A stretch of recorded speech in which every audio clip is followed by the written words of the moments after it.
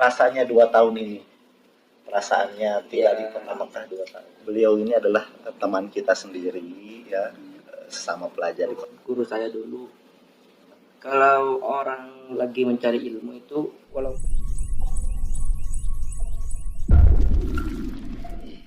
Assalamualaikum warahmatullahi wabarakatuh. Gimana kabarnya semuanya teman-teman? Saya doakan semoga sehat, semoga dalam lindungan Allah Subhanahu wa taala. Amin amin. Ya rabbal alamin. Baik, pada kesempatan kali ini kita akan berbincang-bincang dengan salah satu teman kita. Dia seorang pelajar di Mekah Al-Mukarramah, yaitu Mas Abdul Mugis. Dan saya pun tidak sendirian, saya pun ditemani oleh teman saya, itu Ahmad Ridho. Gimana kabarnya? Alhamdulillah, Masya Allah ya. Beliau ini adalah teman kita sendiri, ya, sesama pelajar di kota Mekah. Cuman kita banyak hal yang penasaran akan kita tanyakan, yang siapa tahu dari pengalaman dan kisahnya itu bisa bermanfaat bagi para pemirsa sekalian. Gimana di Mekah ini sudah berapa tahun? Alhamdulillah, saya di sini ya bisa dibilang lama gak lama. Lama gak lama itu berapa Dan tahun? bisa dibilang ya, kalau dibilang lama ya gak lama, kalau dibilang waktunya masih dekat ya gak dekat juga sih. Ya kurang lebih saya masih 2 tahun sih. Masih 2 tahun. Masya Allah, 2 tahun itu udah cukup lama. Itu sudah cukup menikmati pahit manisnya kehidupan di kota Mekah. Masya Allah. Ya, alhamdulillah. Gimana rasanya 2 tahun ini? Perasaannya tinggal di kota Mekah 2 tahun. Ya alhamdulillah, selama masa 2 tahun ini, kalau untuk orang yang haus dengan ilmu ya, saya malah teringat dengan dauh guru saya dulu.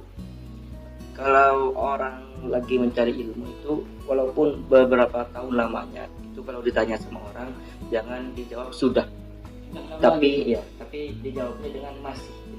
Jadi kalau walaupun 4 tahun, bilangnya berapa tahun lah, masih 4 tahun, masih 2 tahun. Jadi seakan-akan kita itu merasa tidak lama belajar, dan seakan-akan kita belajarnya mau lama gitu.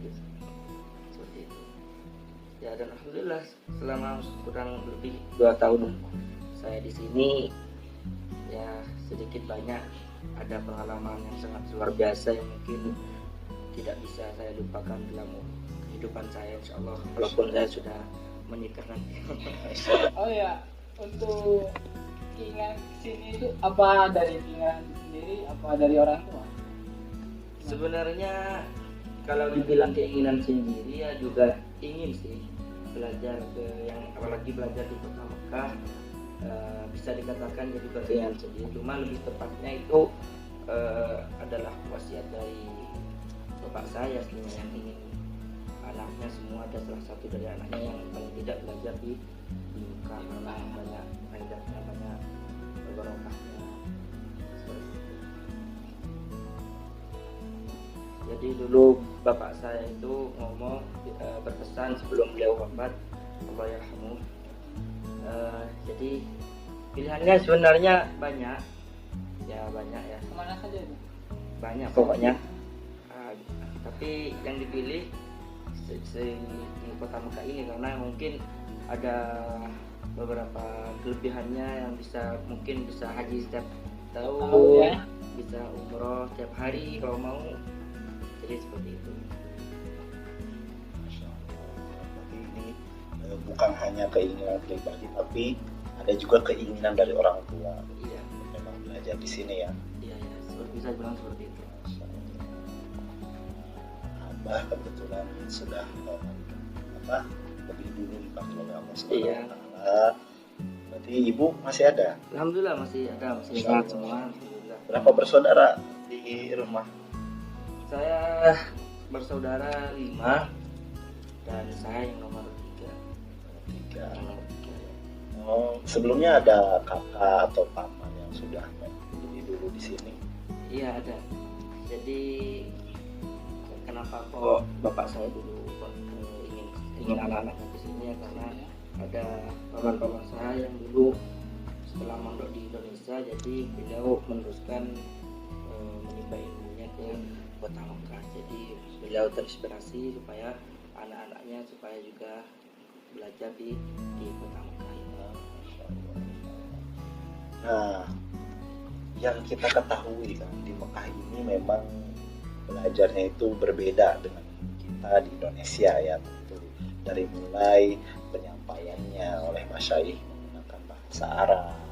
Kemudian di sini pun lingkungannya jelas berbeda dengan lingkungan kita di sini, di Indonesia. Gimana, bisa ngikuti atau gimana? Ya pada awalnya sih saya bingung mestinya ya, karena memang perbedaannya cukup jauh. Jadi kalau di sini kalian bisa lihat sendiri kan, bisa rasakan bagaimana modelnya para masyayikh menerangkan materinya ke murid-muridnya. Dan awalnya saya ke sini itu memang awalnya untuk adaptasi itu masih butuh waktu yang sangat lama, dan saat ini pun saya masih belum juga begitu mahir dalam mencerna apa yang disampaikan para masyayikh. Cuma sedikit demi sedikit saya berusaha untuk paham apa yang beliau sampaikan. Dan memang kalau dilihat perbedaannya memang cukup jauh sekali, apalagi ada sebagian para masyayikh kadang yang menerapkan dengan bahasa Amiyah seperti itu kan. Jadi kalau yang bahasa Amiyah itu yang mungkin tingkat kesulitannya lebih sulit daripada yang memakai bahasa Fusha seperti itu. Kira-kira berapa lama tuh adaptasi sampai sudah terbiasa untuk mencerna dari masyayikh dan lingkungan? Ya kurang lebih saya sebetulnya sampai saat ini pun saya masih belum begitu mahir ya. Jadi masih dalam tahap pembelajaran sampai saat ini. Tapi ya mungkin kurang lebih setengah tahun sampai satu tahun itu baru saya masih mulai paham apa dakwah masyayikh. Dan itu juga dibantu dengan teman-teman yang senior di sini. Saya nanya-nanya terus, beda sekali soalnya ada perkataan yang annahu itu padahal annahu ya, tapi beliau para masyayikh kadang ada yang mengatakan anu gitu, anu seperti itu.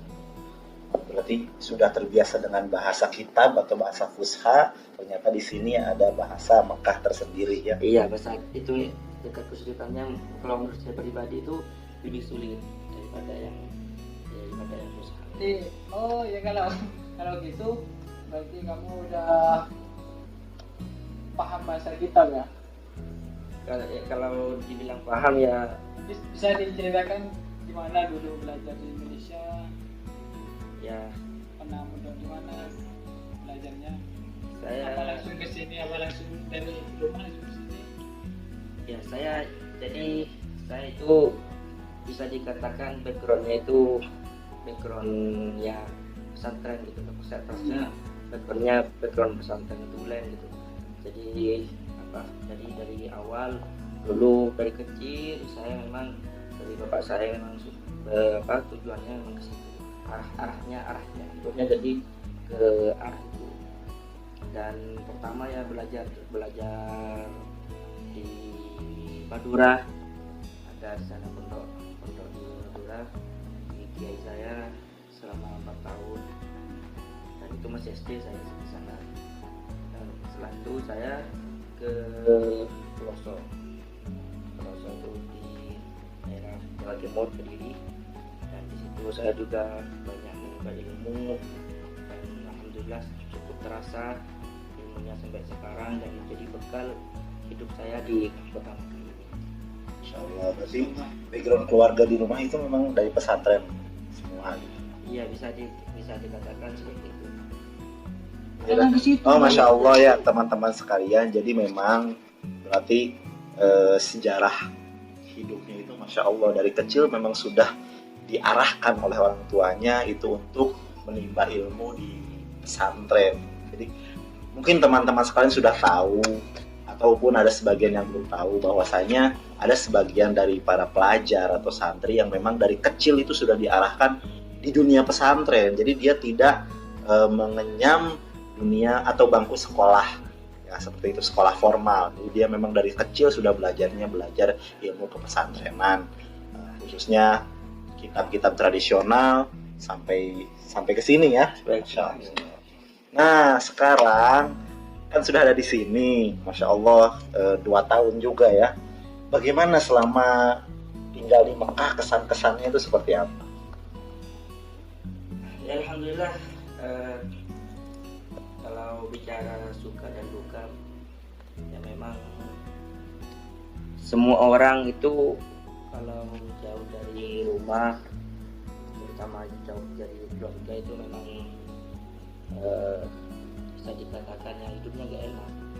Tapi dengan tanda kutip ya, dengan tanda kutip, kalau orang yang lagi jauh dari rumah, dari keluarga, itu memang bisa dikatakan gak enak dalam tanda kutip. Tapi alhamdulillah, hidup di Mekah ini Masya Allah sangat luar biasa, terutama dari segi pahala. Memang itu sudah bersyukur sekali didapatkan neraka, dan bisa haji tiap tahun, bisa umroh kapan saja kita mau, dan di samping itu kita juga bisa ngaji di sini.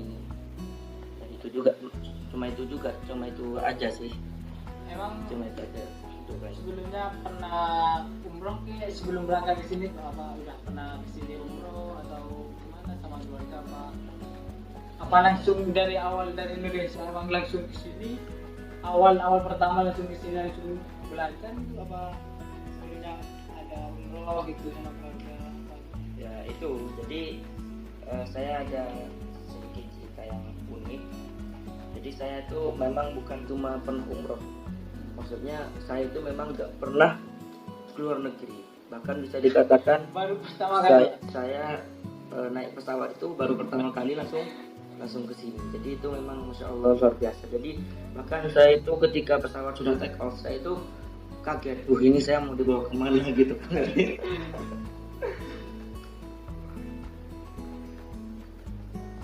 Masya Allah. Terus nah sudah sampai di sini kan ya, karena ini mungkin pengalaman pertama juga ya, benar-benar berkesan ya. Kegiatannya apa aja sih di Mekah itu, kalau pelajar Mekah itu kegiatan apa aja Sehari-harinya sehari-hari? Ya sebetulnya kalau pengalaman kami lihat yang saya alami pribadi di sini, banyak model tergantung selera dari orang-orangnya itu sendiri. Kalau khususnya yang hidup di luar pondok, maksudnya bukan dalam terikat dengan satu masyarakat gitu. Jadi kalau saya lihat, yang saya alami sendiri itu sesuai dengan karakter orangnya, sesuai dengan tipikal dan kemauan orangnya sendiri. Kalau saya pribadi, alhamdulillah saya sekolah di madrasah yang itu namanya Madrasah Sholatia di Mekah Mukarramah, tempatnya yang di kaki yang sini. Dan ya kalau ada daras di Said Ahmad, Syekh Muhammad, dan para masyayikh yang lain di Mekah, saya dan teman-teman juga datang ke majlis beliau. berarti nggak tetap satu majlis gitu ya, Ya, berpindah-pindah yang lain gitu ya. pindah-pindah sesuai dengan ya karakter orang itu. Jadi mungkin bila di mahasiswa itu di perkuliahan itu kita itu diatur oleh jadwal yang sudah ditentukan oleh universitas ya, walaupun mungkin mahasiswa memilih jadwalnya, tapi inti dari jadwal tersebut sudah diatur oleh universitas secara segala macamnya gitu ya. Iya. Nah berbeda sekali dengan pelajar atau santri yang lagi makan ini. Jadi kita yang mengatur jadwal kita sendiri begitu ya. Iya. Pagi kemana, ke masyayikh mana, siang kemana, sore kemana, malam kemana, seperti itu kan. Iya, betul banget seperti itu. Betul. Mungkin ada pesan-pesan untuk teman-teman kita yang di rumah, Ya, pesan-pesan belajar di sini gimana? ya pesan-pesan saya cuma satu. Jadi saya dulu ingat ke daunnya masyayikh saya, guru saya di pelosok, bahasanya seperti, anak-anakku, Kalian jadi santri harus kontribusi. Disuruh apa aja kalian harus bisa. Mulai dari disuruh yang paling mudah sampai disuruh yang paling sulit, kalian harus bisa. Jadi itu pesan-pesan saya. Baik, cukup sampai di sini bincang-bincang kali ini. Semoga ada manfaatnya untuk teman-teman semua. Jangan lupa ikutin terus channel kita dan di like, comment, share, and subscribe. Oke, assalamualaikum warahmatullahi wabarakatuh.